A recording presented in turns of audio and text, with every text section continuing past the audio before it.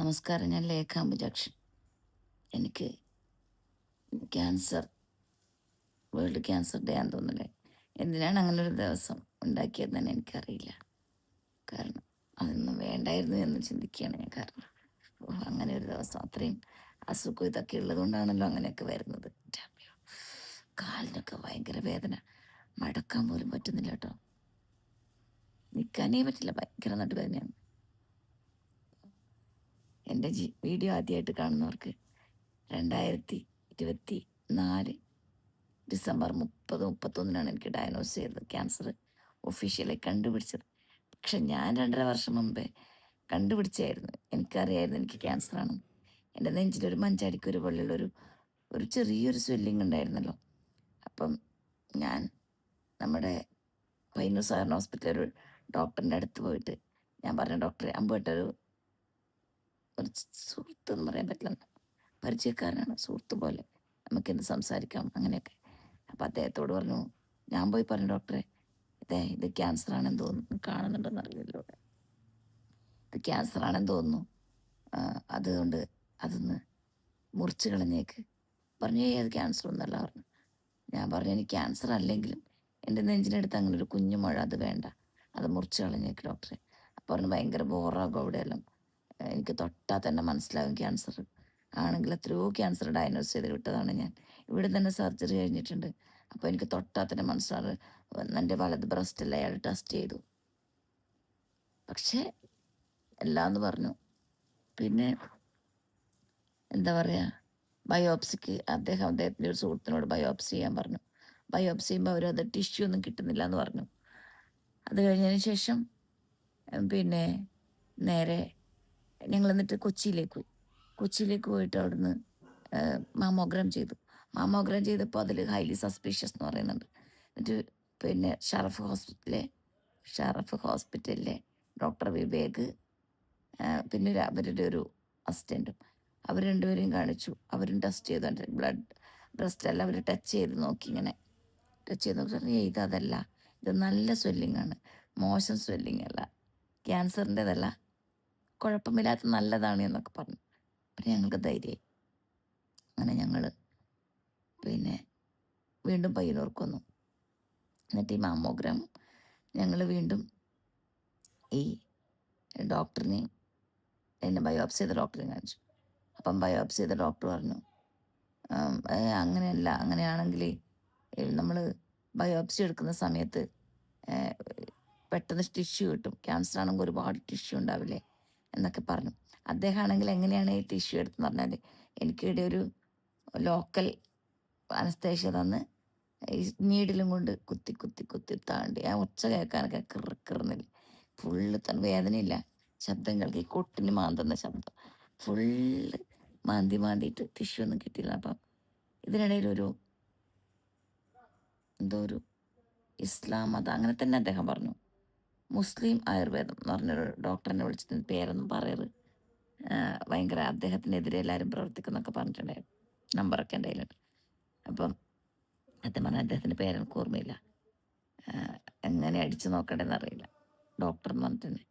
ഓർമ്മയുണ്ട്, ഇപ്പോൾ ഓർമ്മയുണ്ട്, പക്ഷെ പറഞ്ഞുകൂടാ. അപ്പം അദ്ദേഹം പറഞ്ഞു, ആ ബയോപ്സി ചെയ്തപ്പോഴായിരിക്കണം ഫുള്ള് ഈ 4th സ്റ്റേജിലേക്ക് എത്താൻ കാരണമായത്. കാരണം ബ്ലഡിലൂടെ അത് ഫുള്ള് പടർന്നിട്ടുണ്ടാവും, മേ ബി അങ്ങനെ ആയിരിക്കാം. അപ്പം അയാൾ പറഞ്ഞു, അദ്ദേഹം പറഞ്ഞു, ഒരു 1.5 വർഷം ഫോളോ അപ്പ് ചെയ്തിട്ട് നോക്കാമെന്ന്. എന്നിട്ട് ഞാൻ ഇടയ്ക്കിടയ്ക്ക് എൻ്റെ ബ്രസ്റ്റിൻ്റെ മുകളിൽ ഞാൻ സ്കാൻ ചെയ്യാൻ പറഞ്ഞിട്ട് പറയും, അതല്ല, ഒന്നുമില്ല. അദ്ദേഹം വിശദമായി സ്കാൻ ചെയ്യും കേട്ടോ, എന്നിട്ടൊന്നും കാണുന്നില്ല.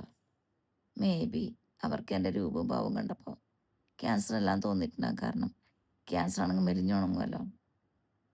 2.5 വർഷം മുമ്പേ ഞാൻ ഡയഗ്നോസ് ചെയ്തു, പക്ഷെ ഡോക്ടേഴ്സ് അത് തിരസ്കരിച്ചതാണ് ഈ 4th കഴിഞ്ഞ് 5th സ്റ്റേജിലേക്ക് എത്താൻ കാരണമായത്.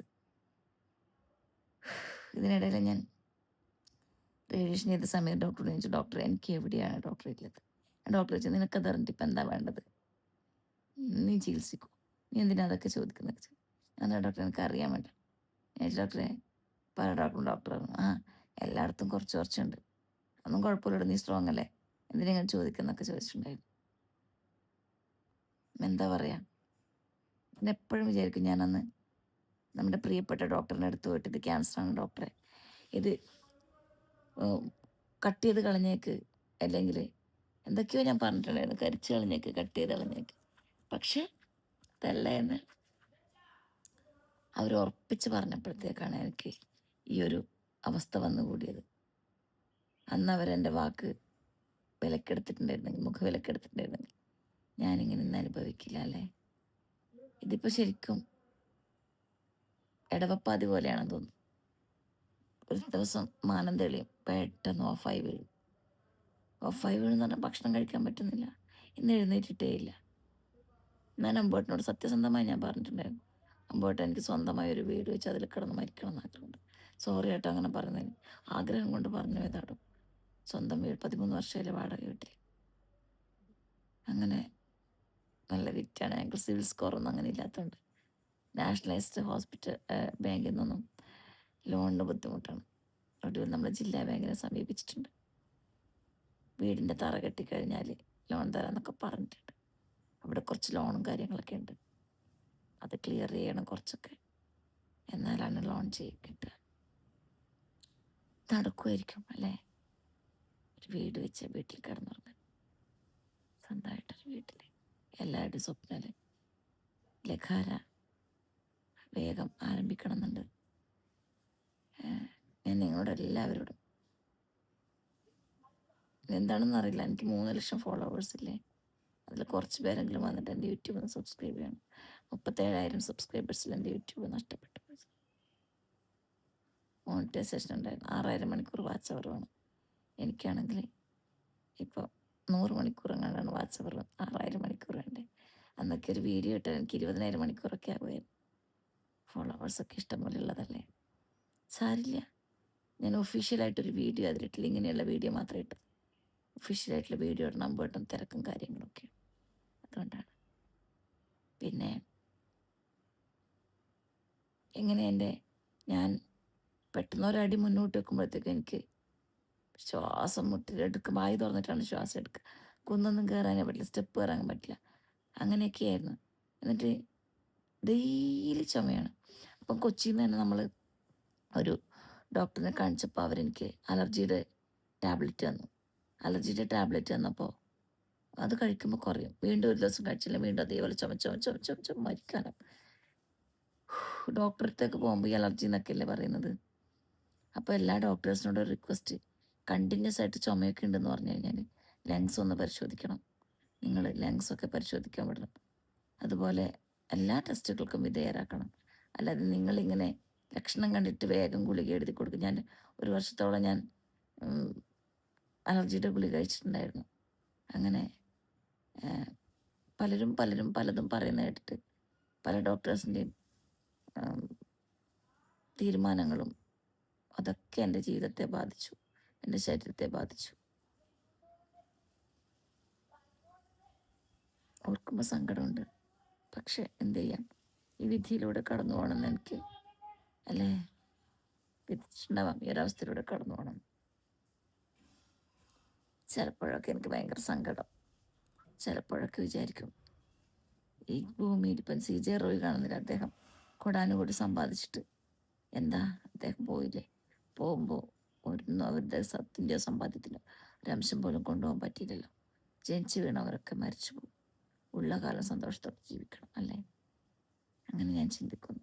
അറിയില്ല എത്ര കാലമാണ് ദൈവം നമുക്ക് ഈ മനോഹരമായ ഭൂമിയിൽ അനുവദിച്ചു നിൽക്കുന്നറിയില്ല.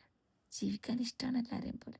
ഇന്നലെ അമ്പോട്ടുണ്ടോ, നമ്മളൊക്കെ മരിച്ചു കഴിഞ്ഞാൽ ഈ ലോകത്ത് എന്തെല്ലാം മാറ്റങ്ങളുണ്ടാകും. എന്തിനാണ് മനുഷ്യർക്ക് വെറും 50, 60, 70, 80 എന്നൊക്കെ പറഞ്ഞായത് കുറച്ചധികം കൊടുത്തൂടെ.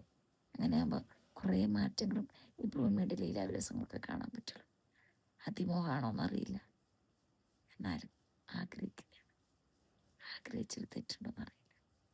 ജീവിക്കണം എന്നെല്ലാവരും പോലെ എനിക്ക് ആഗ്രഹമുണ്ട്. എല്ലാവരെ പോലെ എന്നല്ല, എല്ലാവർക്കും അങ്ങനെ ആഗ്രഹം, കാരണം എല്ലാവരും ജീവിച്ചുകൊണ്ടിരിക്കല്ല. പക്ഷേ ഈ ഒരു ക്യാൻസർ ജേണിയിൽ വീണു പോയാൽ, ക്യാൻസറിൻ്റെ കുഴിയിലായപ്പെട്ട എല്ലാവർക്കും ജീവിക്കണം എന്നുള്ളൊരാഗ്രഹമുണ്ട്, അമിതമായ ആഗ്രഹമുണ്ട്. അങ്ങനെ ആഗ്രഹിക്കുന്ന ഒരാളാണ് ഞാൻ. കാരണം ചിലരൊക്കെ പെട്ടെന്ന് ചിറകൊഴിഞ്ഞ് വീണു പോകാറില്ലേ, എൻ്റെ അടുത്ത് തന്നെ ഒരുപാട് പേര് സംസാരിച്ചു. പിന്നീട് അവർ ഈ ലോകത്ത് നിന്ന് മറഞ്ഞു പോയതായിട്ട് ഞാൻ അറിയും. കുറച്ച് സമയം കരയാൻ പാടില്ല എന്ന് പറയുമ്പോൾ നിർത്തും. കരഞ്ഞു കഴിഞ്ഞാൽ എൻ്റെ ബോഡീനെ ബാധിക്കും എന്ന് പറയും. അപ്പം ഞാൻ നിർത്തും.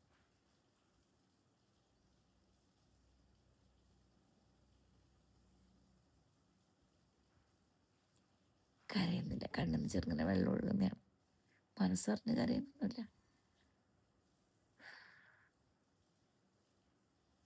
എനിക്ക് എത്രയും പെട്ടെന്ന് ലഖാര തുടങ്ങണം, വീടാവണം, ബിസിനസ് സ്റ്റാർട്ട് ചെയ്തിട്ട് വീടൊക്കെ വേഗം പണിയെടുത്ത് തീർക്കാൻ.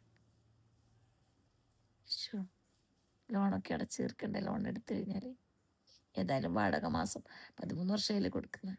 അപ്പം അതിൻ്റെ കൂടെ കുറച്ചും കൂടി കൂട്ടിയിട്ട് ലോൺ അടച്ച് തീർക്കാമല്ലേ? നിങ്ങളെല്ലാവരും സപ്പോർട്ട് ഉണ്ടാവണം. അതുകൊണ്ട് ഞാൻ പറഞ്ഞില്ലേ, യൂട്യൂബ് ചാനൽ വന്നിട്ട് ഒന്ന് സബ്സ്ക്രൈബ് ചെയ്യണം. ഞാൻ വിചാരിക്കുന്നുണ്ട് 3 ലക്ഷത്തോളം ഫോളോവേഴ്സിൽ എനിക്ക് എന്താണ് യൂട്യൂബ് ചാനലിലോട്ട് വരാത്തത്? Please subscribe my YouTube.